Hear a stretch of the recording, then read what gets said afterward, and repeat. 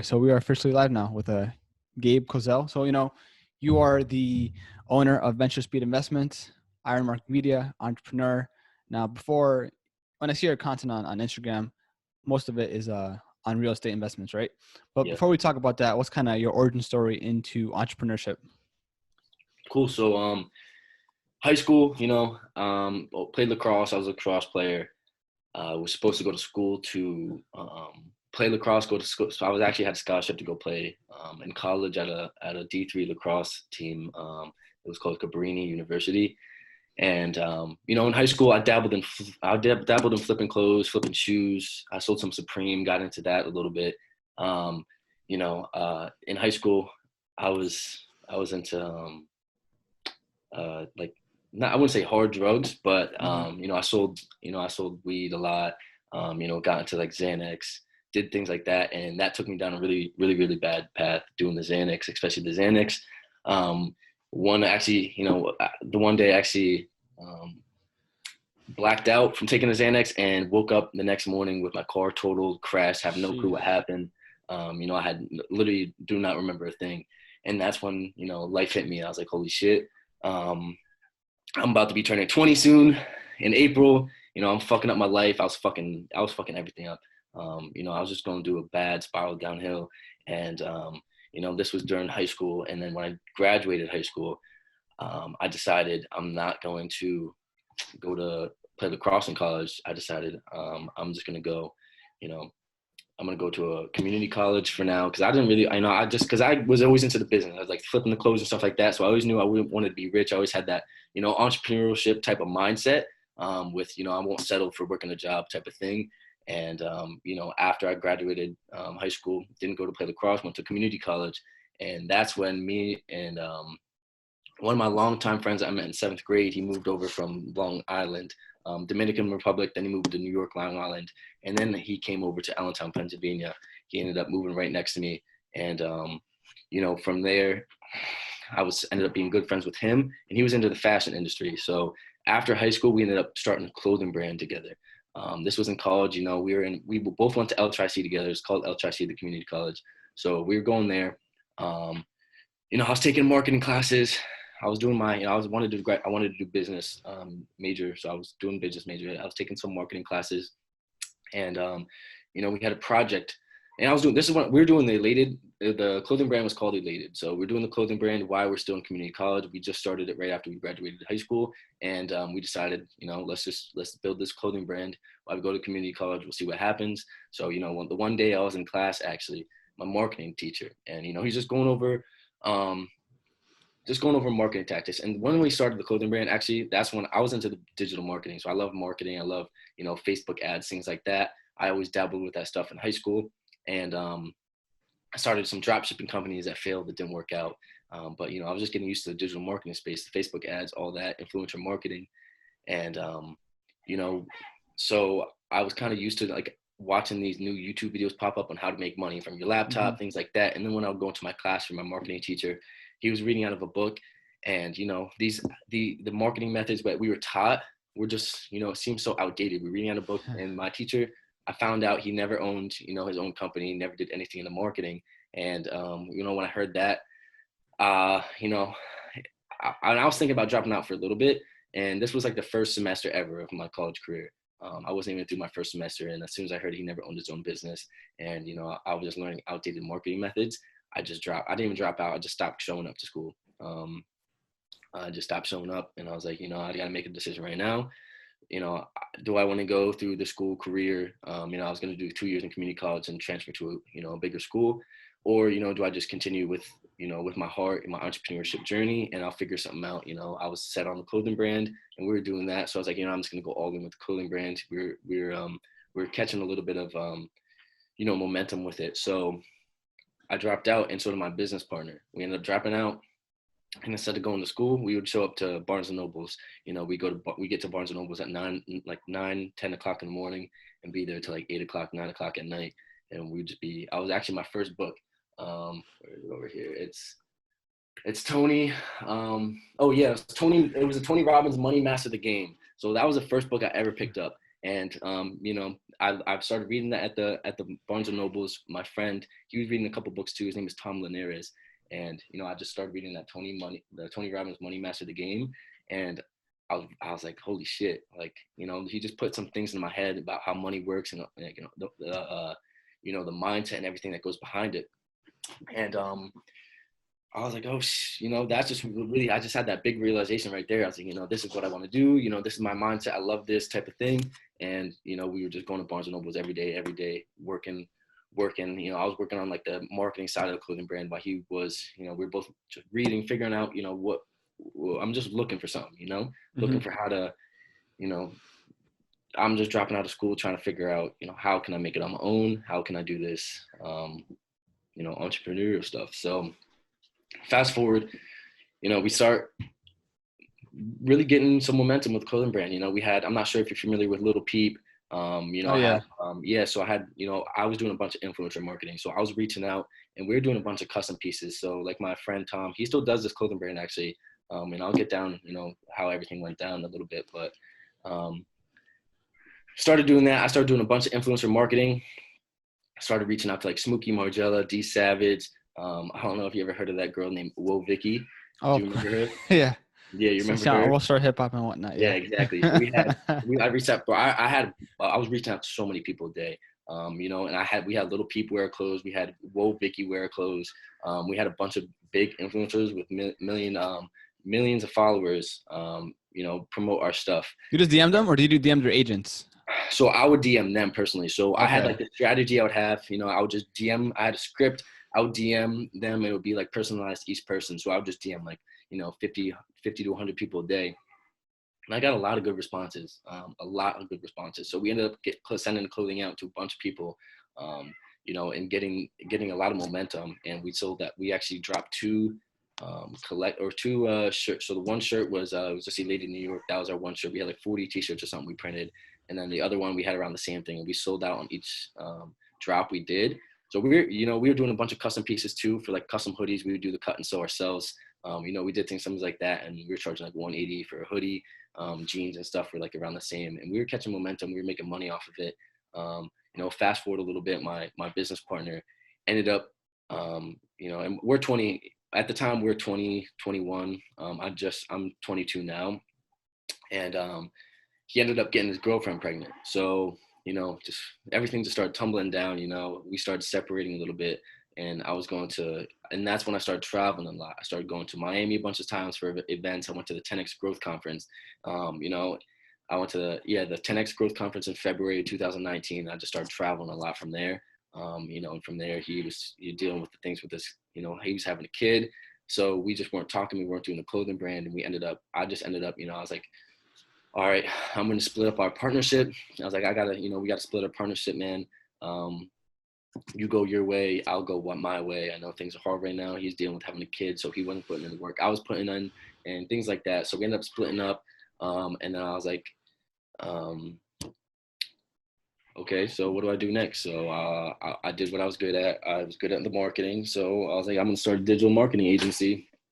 And during this whole entire time, I had the shiny spoon syndrome. I was like getting into IML, the network marketing company, the Forex trading company, doing Forex, doing a bunch of things, flipping iPhones, going on Craigslist, making ads to buy used, broken, and cracked iPhones. And I would buy iPhones from people that, had broken iPhones, whatever, give them cash, flip them on eBay for, like 200, 300 profit. So I was doing a bunch of random things, because I love, like the clothing company. I love clothes, and I used to, like when I was in high school as well, I used to go to the thrift stores and I used to thrift clothes and resell them. So I was doing that. I was just going to thrift, buying shoes, buying clothes, and reselling them on Facebook or reselling them on eBay, things like that. So I always had that like hustler mindset, and I made money, but I wasn't becoming successful. Like I dabbled in so many different things, and I was making money here and there, losing money here and there.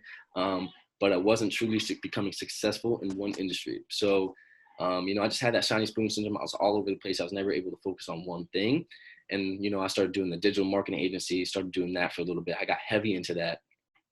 I had a couple potential clients I met with, things like that.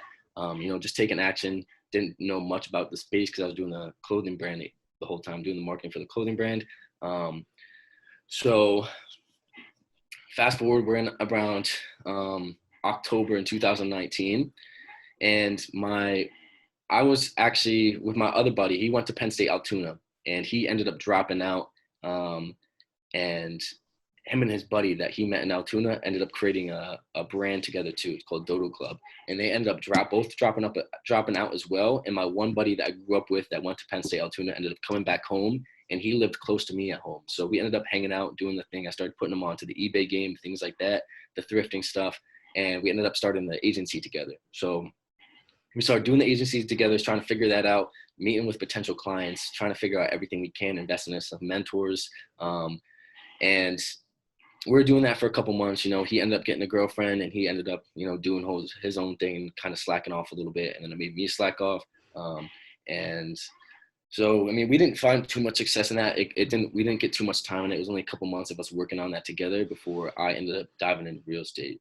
So the kid that he went to Penn State Altoona with and created the Dodo Club brand with, he and Brandon Rapose is my other business partner / good friend of mine. The one that lived near me and went to Penn State Altoona. Him and the kid that he met in Altoona that started the Dodo Club together were supposed to go to a Fortune Builders event. It was a real estate Fortune Builders event. The company was called Fortune Builders, and it was like a 3-day class on real estate, wholesale, and all that stuff. So they were supposed to go together, but Brandon ended up backing out last minute to go because he had to work. He never called off of work. So then I ended up taking his place and going with this kid's name is David Garcia. So I ended up going with his friend that he met in Penn State Altoona. It was in Philadelphia. So we ended up going to this event, and I started listening, and I always loved real estate. So I always wanted to flip real estate, start flipping houses because I love flipping. I love buying low, selling high. Like I'm just addicted to the flip game, being able to buy something low, flip it, do something like that. And I always loved real estate. I always, just always wanted to flip houses, do something along those lines. I always loved, generational wealth, building wealth. And I knew real estate was one of the best investments to be in if you wanted to build wealth. So, I had a decision. I went to this event. I was listening. I was just, taking up as much knowledge as possible, meeting, networking with people. And I was like, oh, I found out about the wholesale real estate. And I was like, oh shit, I know that's when I was really, because I told myself I would stop bouncing around when I did the agency. I was like, I got to stop having the shiny spoon syndrome. I got to stop bouncing around, and I need to focus on one thing so I could be successful. And I knew that's what I had to do. And I was like, okay, I was at this event, listening. I was like, I love real estate. This shit is fire. I really actually enjoy this.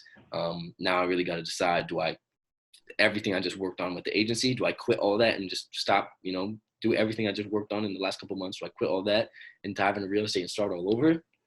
Or do I just, not have the shiny spoon syndrome and not think about the real estate and just focus on my agency? And, I just couldn't stop thinking about it. So I was like, fuck, and at the end of this 3-day event, it ended up being like a pitch, to like a $50,000 program to like invest in with them and, learn from them, and ended up being like $50,000 to like learn with them and whatever. So I was like, so I went to the kid that I went to the event with, and I was like, yo, I know a couple real estate kids that do wholesaling, and they have actually a course. Instead of just, spending all this money on, learning from them, why don't we just invest in our own course? We can just learn and kind of just get things going. So after the event, I was like, all right, I'm gonna quit everything in the agency side of things, and I'm gonna go to real estate because that's what I really want to do. I'm just gonna focus on real estate. I'm gonna become a master in real estate and everything I have to do. And just this will be my thing until I just start creating until the business is automatic and I can start getting other things. Real estate was going to be my thing, the wholesale side of things. So we got a course, started doing that thing, started networking with some kids in the agency space. On Instagram, I was following a bunch of agency owners, all that, and I switched up everything, started following a bunch of people in the real estate side of things, learning as much as real estate as possible. I got this course, spent like $600 on a real estate wholesaling course, watched that course, and from there, I just started taking action right away. Learned the course, did, I had the steps to market sellers, I just learn the whole entire process from A to Z. And then I was like, okay, I'm just going to start getting at it. So I got a list. I bought a list of properties, of homeowners properties, and got it skip traced, which is, I think it was like a list of like 500 or 1,000 of like absentee owned properties in the area, in the Allentown area. and I got a skip trace, which is taking that list of properties and then skip tracing them to find the numbers of the owners. So so I'll get that list skip trace back with like 4 or 5 numbers that could possibly be the seller and a couple email addresses and stuff like that. So what I did is take phone number 1, phone number 2, and I was just dialing, calling all these people. I had no clue what I was doing. Not a clue. I was scared, honestly. Like, I did not want to call. I was scared, but I was like, I have to do this. I got to start somewhere. So I was just dialing on the phone. We're dialing on the phone, getting some leads, talking, just asking the questions that I was told to ask. I have no clue what I'm doing. So, I'm just trying to learn. The best way for you to learn is experience and, just doing the work. So just started calling, getting on the phone, started talking to these sellers, asking them questions and setting up appointments. I would just ask them questions and try to get inside the property then and try to look at the property. So then I'll be setting up appointments, all these appointments, going to look at these properties, take pictures of the properties. And I had no clue what I was doing. I was just taking pictures of the properties. The seller would be sometimes trying to ask me questions, and I have no clue how to answer it sometimes because I would have no clue. This is my first time in real estate. I have no clue what I'm doing. And, I just kept doing it and doing it and doing it. And there's this app called the Meetup app. It's just called Meetup, and you can go to local events in your area and sign up for local events that are hosted in your area for whatever you want. It could be drawing, it could be engineering, it could be computer science, anything like that. And I signed up for a couple real estate meetups in the area. And I ended up going to a couple of these real estate meetups, meeting a bunch of local investors in the area, other wholesalers in the area, and just networking with the people that are doing like real estate investing in the area. So getting to know the area a little bit better, getting to network with some buyers, asking them, picking their brain. And, I just could not, I got a couple of deals locked up and ended up falling through because I just locked them up for too high, got them up under contract for too high, and, I haven't had my first deal yet. This is a couple months in. I'm just trying to figure out everything. So finally I invest into, I don't know if you know Jay Monopoly. That's his Instagram name. Wait 1 second. So you were focusing on wholesale real estate here? Say that again. You were focusing on wholesale real estate? Yeah, wholesale real estate. Okay. And do you need capital for that? So not really. And that's why when I went to that Fortune Builders event, that's why I was like, I'm going to start off with my strategic plan being wholesaling, because you really don't need much capital to start out at all. Besides maybe like $500 to $1,000, you don't need much capital to start at all. So that's when I was like, okay, this is going to be my strategy, the wholesale real estate. And, I'm going to just build that company up, my wholesale side of the company. I'm going to build that up, automate that to the point where that's all automatic. I have a bunch of cash flow coming in, because wholesaling is fast cash. Fix and flips is, it's about like 3 to 6 months hold on cash, but it's, some pretty good profits. And then buying and holding is just generational wealth. You're creating cash flow, passive income. And, wholesaling is just fast cash. So fast capital, that was my goal. Just get this fast capital, build up my capital so I can invest into, generational wealth, some apartment complexes, some fix and flips, some rentals. So, and that's still the goal. I want to eventually get into development and developing some real estate, ground up, investing in apartment complexes. That's the overall goal. But we started off doing the wholesale side of things because you really don't need much capital. So, fast forward, I found this guy named Jay Monopoly on Instagram.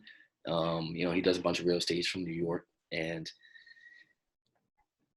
he has he started posting, and then I had a couple guys like Orlando Miller, a couple big guys in the space, PTG's 365. They were all posting about an event in New York, a real estate event. So I was like, okay, so I found Jay Monopoly, and it was a $50 event in New York, about wholesale real estate, Airbnb. A couple different guys were speaking at the event, and I go to the event with my partner. I go to the event with the kid, David Garcia, one of my good friend Brandon's roommate at college. And then I go, because he was at my time, the partner, my partner with real estate, because we ended up partnering up after we went to that Fortune Builders event. And then I went with my current partner I have now, Taj Denny. He came with us to the event as well. And, we ended up going to the event. And I was saying the whole time, I was like, this is going to be the event that's going to change my life. This is going to be the event that's going to, I'm going to get the right connections. I'm going to be able to, because I've always been very, very, very, very introverted. So when I go to all these events, I was going to a bunch of events in 2019, and I was honestly scared to talk to people, network with people. And don't get me wrong, I still did, but I wasn't open. I wasn't being myself. I was kind of shy, kind of scared. I was going to a lot of events by myself. And, I was like, at this event, I was like, yo, it's not going to happen anymore. I'm going to be extroverted. I'm going to talk. I'm going to show my energy. I'm going to let people feel my energy in the room. And that's exactly what I did. I ended up connecting with Jay Monopoly, the guy that hosted the event. Some of the people on the team, they really liked me. They invited me and my team out to their office in New York to do like a 2-day little event with them, 2 days in their office to really learn all the systems and everything that is in wholesaling. And Rafael Vargas? Have you heard of him? To be honest, no. No, okay. After this, I'll send you over his Instagram profile. All right. He lives over in Tampa, in Miami. He has a Aventador, SVJ, black, and a Barbaros like G wagon. He was killing it in the real estate side of things. Now he does a bunch of Amazon automation. But my mentor was mentored by him. So because he was huge. His wholesale company was called like Real Empire, and they were killing it. They were doing like millions a month. And my mentor was mentored by him, and then he started crushing it. And then I was mentored by Jay Monopoly. And after that 2-day event that we went into, that his office 2-day event, after we got invited to that, we learned the systems. As soon as we learned all the systems, all the marketing campaigns they're using, and literally just A to Z, like really how do you generate these leads without me being on the phone, just me dialing, because I didn't want to be the guy dialing the phones trying to figure out if this guy's interested in selling or not. I'm not spending all that time. I'm trying to figure out a way. I'm an entrepreneur. I'm trying to figure out a way. How can I just talk to motivated leads only? I want to talk to hot leads only. I don't want to be the guy filtering through non-motivated and motivated leads. So what I did was went to the event. We learned went to that 2-day office and learned all their systems, everything they're doing. And I was like, this is perfect. I can set up these huge campaigns, these SMS campaigns, and send out, thousands of messages a day and thousands of messages a day, and then have them come back into my CRM. And, they'll just usually my first original text will be, hey, my name's Gabe. I'm a local investor in the area, was just reaching out to see if you'd be interested in selling your property at blah, blah, blah, and then put their address in there. Or selling your property at blank for an all cash offer. And then pretty much the responses are either no, obviously some rude people. And then some of them are like, what's your offer? Yes. And from there I'll have a VA filter from the motivated to the non-motivated. They all go into our CRM, they're all filtered. And from there, I'm only talking to the people that are actually interested in selling the property. And then I got 2 VAs right now as well that are cold calling for us. And they just pretty much just cold calling all day. And I'm talking to motivated sellers only. But so, 3 days or a couple days after the event, that's actually didn't have a deal yet. I'd never had a deal yet. So 3 days after the event, I leave the event, I started implementing these systems. So 3 days of the event, I finally locked up my first deal. And then I ended up finding a buyer right away for that. So I locked up my first deal with the seller. We ended up finding a buyer for the property the next day, put that in escrow with the deposit with the buyer. So I got one deal, in escrow, about to close. Usually for when we get one on the contract, it usually is about like 30 days until we close. Wait, one second. Wait. Can you just give us like a 1-minute kind of description of how wholesale real estate works? Yeah. So pretty much, so let's say you're the seller. You live at a property. You live at 123 Main Street. Mm-hmm. I call you, and one of my VAs calls you, and pretty much we're asking, hey, I see, or like, hey, Andres, are you looking to sell your property at 123 Main Street? And you'll either say yes or no. If you want to sell, you want to sell. So we'll go through the thing. If you want to sell, pretty much I'm the middleman. So It's almost like being a realtor, but I'm not a realtor. So realtors, they're dealing with the seller. They're getting it under contract to list on the MLS, and then they're finding buyers for it, finding the M buyer type of thing. But for wholesaling, so I don't have a contract. I'm not a realtor. I don't have any licenses. So pretty much I'm finding these deals that investors want to buy. Okay. So we like to find, more properties that need, updates, some that have fire damage, people that have, back taxes, any liens on the property, anything like that. So that investors can make money on, either fix and flip, or they can buy and hold with a tenant inside and make some cash flow, where the money makes sense. And so pretty much I'm locking up a property. So I'll be speaking with the seller directly and negotiating a price for their property. So if you want to sell your property in Allentown, Pennsylvania, I would, I'd have to know my numbers in the Allentown area, and I have to know what other properties are selling for in the area, to investors. So I would negotiate a price. I'll do my comps. If you really want to sell, I'll get to know the condition of your property. I'll have to get to know, everything that's going on with your property. If there's any repairs that need to be done, things like that. And then from there, if uh, investors are buying on the same street or in less than 0.1 or in less than a mile away, same, usually it's around, we like to compare properties, same bed, same baths, around the same square footage, things like that. So say a property right down the street from your house sold for $70K cash to an investor, and they ended up fixing it, flipping it for like, 180 or something like that.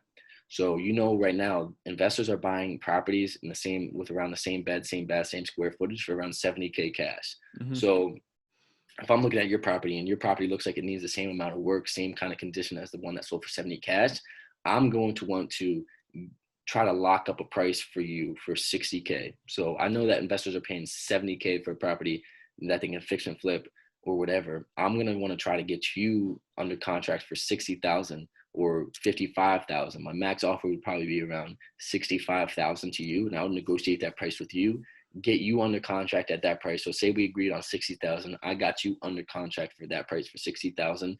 I'll start running title, send that contract to the title company. They'll start writing title for the property, see if there's any liens, any taxes on the property, anything like that. And then from there, I have that property under contract. So then say I see, blah, blah, blah, LLC bought that house for 70K down the street. I'm going to reach out to them and be like, hey, I saw you bought this house for 70K right down the street. I actually have this property under contract right down the street.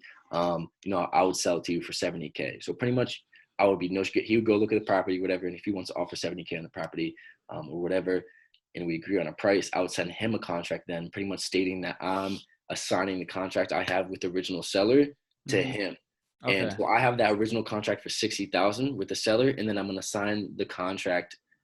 So I'm pretty much flipping paper here. So Okay. I'm assigning that original contract to him for 70,000. So that in between spread of 10,000 is what I get. Okay. So I'm getting that. So I'm pretty much just like getting it under contract for 60, flipping it to the investor for 70, and then that 10,000 in between profit is my profit. Okay, got it. And you said that when you were with Jim Monopoly, of course, your mentor. Actually, I haven't really heard about. I heard of what CRMs are, but looking at your Instagram feed, you really use it to your full advantage. And I feel speed is kind of the game here. The more leads you have, the better chance of you finding buyers and making money, essentially. Exactly. And this is the name of the game. And that's kind of what I heard. And that's why I think I've had so much success in moving from the marketing side of things to what I'm doing right now, because this game is all marketing. The more numbers you're hitting, the more people you're talking to, the more, everything you're doing, the more contracts, the more people, the more touches you're going to get, the more contracts you're going to get under contract. So it's all a numbers game. There's so many people doing the same thing. And, the hottest markets, some of these markets are savage. Like North Carolina, savage market. Philadelphia, savage market. There's a bunch of savage markets. And, we tried getting into the North Carolina market actually a couple months ago and ended up getting 3 deals stolen from me because I wasn't comfortable enough to lock them up. And I just got them stolen from right out of me because I didn't know the numbers. So, and I have feet on the ground. So I ended up losing those 3 deals, but that was in a market I'm not usually in. And, so it's all about that speed, all about that, being on the phone. Because a bunch of these sellers are like, hey, I just got like 10 of you calling me, texting me, what makes you different type of thing. So, me and my team, we figured out a way because, I've had a lot of sellers tell me, I've got a bunch of you calling me all the time, but, for some reason I like you guys a lot and I'm willing to work with you. You guys are trustworthy because we're super, a lot of wholesalers, when you get into super big markets, there's so many wholesalers, there's so many scammers, there's so many fakes, there's so many frauds. So, you really, really have to be transparent and build that trust with the sellers because, I've seen a lot of scammy things going around, in this space, Do you do anything? Do you do anything like, say, do you work in a personal brand just for that purpose of people trusting you more? Of course, you post a lot of content on real estate, so if you have more of a presence online, they can fill you out more. That makes Yeah, sense. so so that's actually what we're doing right now. So we Okay. started off building, just hitting numbers, hitting numbers, figuring out how I could double hit my numbers. We got VAs, we got systems in place now. So we're just doubling our numbers. So now I'm trying to figure out, and we've had throughout our process of all our marketing campaigns, the people that respond, it's not too many people that respond and will be like, what's your company name, what's your full address. We get a couple people like that, and then we'll get a couple people that are like, what's your website, I'm going to check you guys out, things like that. So the credibility hasn't been a huge factor in if people work with us or not. But it is a factor too, because you have that percentage of people that would rather want to see that. So now we're building out. I'm building out a website right now on carrot.com, and I have a guy. His name is Van. He's going to be our Google PPC guy. So he's going to be doing Google ads and stuff and helping us with that, getting us on SEO. But I'm actually building out a website right now for the credibility and all of that in each of I our feel markets that. that we're in. So that's gonna hopefully help us. We can get leads in from the website, have investors allowed to see our properties we have under contract and inquire about properties over a website. So we're integrating some things like that now. Wait, let's talk about tactics here, because you say using systems, you have VAs. So, say you're a new real estate, investor, and you're going into wholesale, right? Now, Yep. if you were to mentor someone, right? Maybe you do already, but if you were to mentor someone, what kind of golden gems systems would you tell someone that they should implement? So, I mean, it all depends the person, right? Because when I got into this, it was either, I'm spending this money on these systems, or I'm going to have to be, and like I said before, I have such an entrepreneur mindset. If I can outsource something and get it done, like a task that anyone could do, if I see it as a task that anyone could do, or, I could get a, 15, 10-year-old to do it, and just all they got to do is duplicate a task, I'm not going to do that task. I'm going to, I could come up with a system where I could get a VA to do that for $2.50 an hour, simple tasks that anyone could do. Because if anyone could do it, that's not going to be helping me the most on Okay. my business, Okay. I want to be able to work on the Most parts of my important. business that are going to give me the most growth, Okay. and that's hiring, training, training my VAs, things like that. Because most of these tasks are automatic and they could be, duplicated. I could just screen record a task and have my VA do it over and over and over again. So, can you like put me back in the direction of the question that we were going with? Yeah. I think I just Like, lost. say you were to mentor someone, right? And they're new in the game. And since you have all this experience in terms of marketing, hustle, using CRMs, Yep. uh, following up with people, what kind of golden gems do you think are important to Gotcha. tell them? So yeah, and like I said, everyone's different. So, when I started off, I was doing the cold calling by myself. So, and then it really comes down to, you either got to put in the hustle, you got to put in the grind, the blood, the sweat, the tears in the beginning, get that groundwork out of the way, get your first couple of deals from you just being on the phones, doing some type of thing like that, to be able to invest into more systems. And that's what I did. People sleep on Craigslist, Facebook, searching Craigslist, Facebook, for sale by owner.com, things like that. Cause that's where I got my first two deals, is Facebook and Craigslist. Just searching Facebook and Craigslist and finding a seller by an owner of a property trying to list their property by themselves on Facebook, Craigslist, and I got it under contract. And that was actually my first two deals. And, that allowed me to, work and invest into more, because I'm very, very big about investing. So sometimes I still don't pay myself. I invest so much back into the business because, I believe in investing back into the business so much because that's what's going to help you grow at the end of the day and be able to scale your business.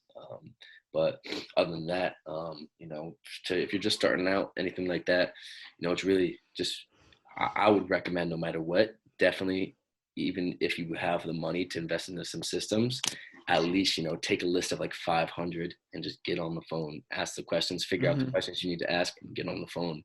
Because the more you're talking to these sellers, and the more that, you're getting these reps and these calls and these dials and talking to sellers, asking the same questions, listening to new objections from different sellers, it's just practice. It's just Yeah. practice. Do you think it's important? Of course, like, you can give everyone the blueprint of your systems, right? Hire VAs, have CRMs and whatnot. But do you think it's important that whoever's starting, that they go through that grind, go through those L's of doing the hard work, really just doing those mundane tasks to learn everything. And then eventually you can start to scale up, develop those systems. You need to learn the hard way first, and then you can make your life easier with these systems. Yeah, I think that's the way it should be done, honestly, because, if you just start off, you have the money, you just invest into these systems, you know, and what I noticed with me, that's what I did. So I did the hard work, I did the groundwork, I did all of that in the beginning, and it has allowed me to be a lot better when I'm talking to these sellers, when I'm on the phone. No matter what industry it is, either if you lay the groundwork and you do the groundwork in the beginning, you're gonna be able to. You want to be able to master the whole entire thing, right? If you can't Yeah. master the whole entire business, the whole entire process from A to Z, how are you going to be able to reteach that to, how are you going to want to, like, when you go to scale, like I said, it comes down to duplication systems. If you want to duplicate these tasks and be able to train and, easily outsource these tasks. So if you don't know how to fully do it and you didn't put in the groundwork and you outsourced everything right away, you don't fully know how to run the business. If So you you're don't fully know vulnerable. how to run a business, how are you gonna scale to the moon, or how are you gonna scale this business if you can't train every part? You know what I mean? Yeah, I feel you'll be very vulnerable because say your VA gets sick or your team, whatever, leaves and you're by yourself. You're not going to be functioning as fast as you did before, but at least you know how to do everything, right? Exactly. You have that foundation. Exactly. Right. And that's where I think it's key, because now, since I put in that groundwork, I don't hesitate on the phone with sellers. I can close a seller with my eyes closed, with it doesn't even matter the situation. Because I've talked to so many sellers and I put in that groundwork with being on the phones a lot and filtering through these leads and hearing every little excuse and every little objection there possibly is. If you never do that and you outsource that right away, when you actually go to close these deals, or you got to talk to someone on the phone, you're going to mess up that lead. You're going to mess up that deal that could possibly be a huge deal, because you didn't put in the groundwork. You don't even know how to, half the questions to ask a seller, or any objections, because you don't have those dials and you don't have that repetition. That's all it comes down to, is the reps. Yeah. What was your biggest L that you took? Biggest L, and like the wholesaling side of things. Yeah. In this real Um, estate. Yeah. So, we've actually taken a couple L's in the last couple of weeks. Not a couple L's, but some things that we ran into. Setbacks, It seems all nice and pretty getting these checks. Some deals are super easy. Some deals, I've had where I send out my SMS campaign and they'll come in and he'll be like, "What's your offer?" I've closed 2 or 3 deals just not talking to the seller one time on the phone. Not even, I tried calling them and they just don't want to talk on the phone. And I've closed deals from straight text, and we just closed a duplex a couple weeks ago, a $10,000 deal duplex. And I didn't talk to the seller one time. Easiest deal of all time. We got it on the contract texting. I ran the title, texted the buyers and things like that. Got it locked up in a couple of days with the buyer deposit placed. And, things, and that was a smooth deal. Didn't have a problem with the seller. Everything went like that. Could have. Wait, one sec. Do you know how, you said you flipped sneakers before, and do you know how on StockX you can literally flip sneakers easily, right? Yeah. You think like now with with SMS marketing and real estate, that real estate is going to be an easy process of just literally selling your home in a click of a button eventually? Yeah. It's going to be so streamlined. Yeah. I think it's going to get to that point, honestly, Wow. because at the end of the day, people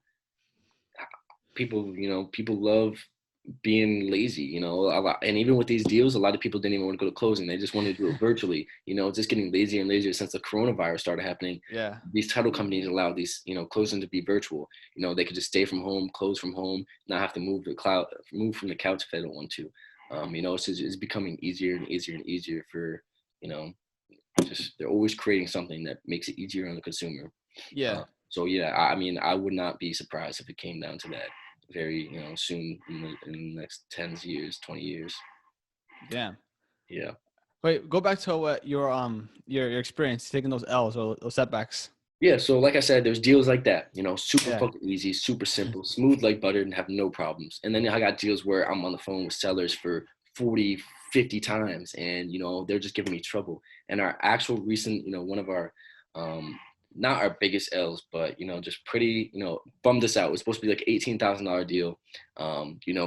This was the guy. He was a Chinese guy, or where is he from? Somewhere in China he was from. So I forget what language he spoke, but English, very, very hard to understand his English. He doesn't speak very good English. So I was on the phone with him explaining, I would have to explain things over and over and over again because he just didn't get it. And he was becoming frustrated and all this thing. So he was very, very, it was a triplex in Philadelphia, and he was very stubborn from the beginning. So usually we do our contracts 45 days or 30 days. I ended up doing his contract for 15 days. We ended up finding a buyer. So we got it locked up for 38,500, and then sold it in like 2 or 3 days to our buyer for if it was 55. So we were around like 18K spread, like almost 20K spread. And, I was hyped. I was ready. We got the deposit. I was just ready to close on it. And, I was just waiting for the title to come back because, once the title's in it and the buyers, I don't really got to communicate with the sales and stuff till the title comes back. But, as the title was coming back, I wasn't communicating with the seller for a couple of days because, I thought the title, everyone was on the same page. And, I look at my contracts. I'm like, oh, shit, I forgot I have to get an addendum for the seller to sign because I only put our original contract for 15 days. And he wasn't answering his phone. I tried calling him. He finally answered his phone. And he said, I could hear it in his voice. He was like, he was very like, I could hear like he was like scared. I was like, what's going on? What's happening? And he's like, I signed with another buyer. And I was like, what? And at first, because I thought we would still like have I thought I had like a day or two left on the contract with him before it ran up, and I was out of contract with him. And he ended up signing with another seller behind my back, or another buyer behind my back, which was I'm not sure if he was an end buyer or an actual investor, or if he was a wholesaler. But this deal was so big, I was like, I'm not letting this deal go. I'm not letting you just sign behind my back. I was tight. I was about to put a list pendants on his house, which if the list pendants means if he ever went and because if I know I had some things in my contract where I could still put a list pendants on his house and it would work because he breached the contract. But a list pendants is pretty much, I put like something on his title. It's a list pendants where if he ever goes to sell to the property, when the title gets pulled, they would see a list pendants on the house and see my name and my business under as a list pendants on his property. And he would never be able to sell it unless he contacted me. And, I took that list pendants off that house. And the only way that would happen is if he paid, what I want him to pay me. So there's things like that you can do when you have a contract and the seller breaches the contract. But I ended up signing with someone else. So I was like, no, like, how dare you do that? I helped you with all this stuff. I was very upset. So, I just lost $18,000 deal because the seller wants to, sign and, he's just not cooperating, not understanding. And we ended up, talking it out, and he had to go back to the guy that he signed with and signed under us with, and he had to be like, hey, I want to terminate the contract. And, since he's locked in with that other buyer, that buyer, technically does not have to let him out of the contract because he's trying to breach the contract by getting out of the contract and terminating it. So pretty much he was like, yeah, you can terminate the contract. We can terminate the contract for 5,000 or like 5,700. And I was like, oh my God, of course. So pretty much what we had to do was end up having him JV'd on the deal now. So now he was getting a split of the deal, and I ended up getting him down to 5,400 and paying him 5,400.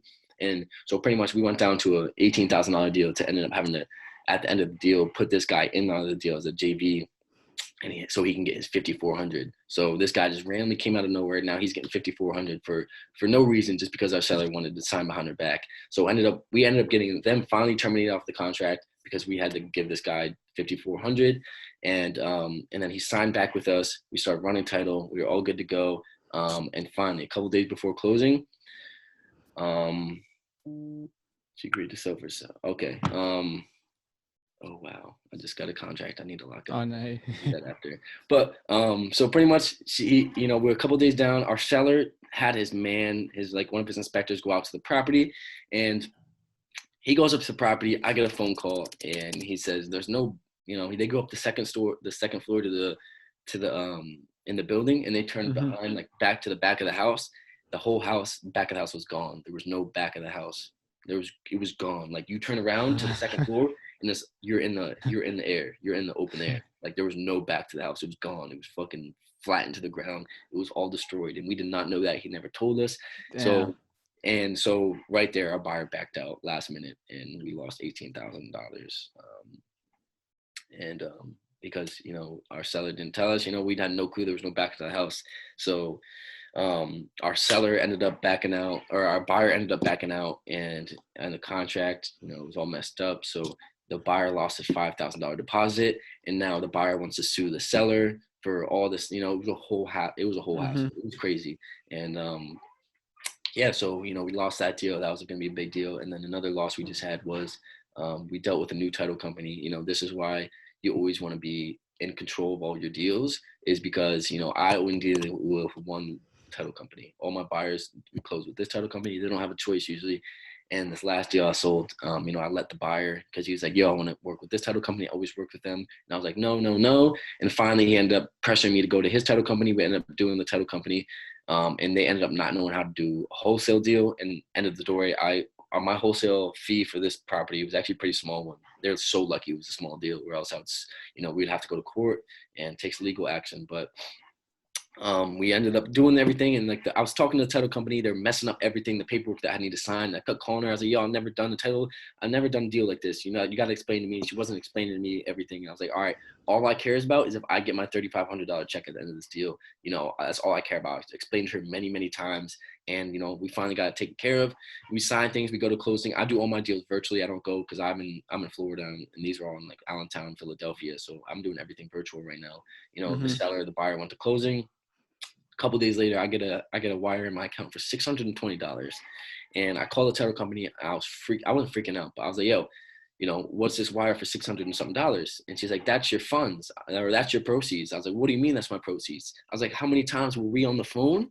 And I went back and forth explaining to you that my assignment fee was $3,500, and I explained to you and called you and emailed you multiple times. I have the emails that back it up and all this stuff. So, and pretty much, I finally got in touch with the owner of the title company. We ended up getting a Zoom call later that night, and you know, we were going back and forth. And I was telling him and I was pissed. I was pissed off because, you know, I've already dealt with this guy. I've heard he was pretty shitty, and you know, he ended up trying to tell me that I was wrong, all this other stuff. And we ended up going back and forth, back and forth. So I was like, yo, I didn't say fuck you. Sorry for all the. That's cool. That's cool.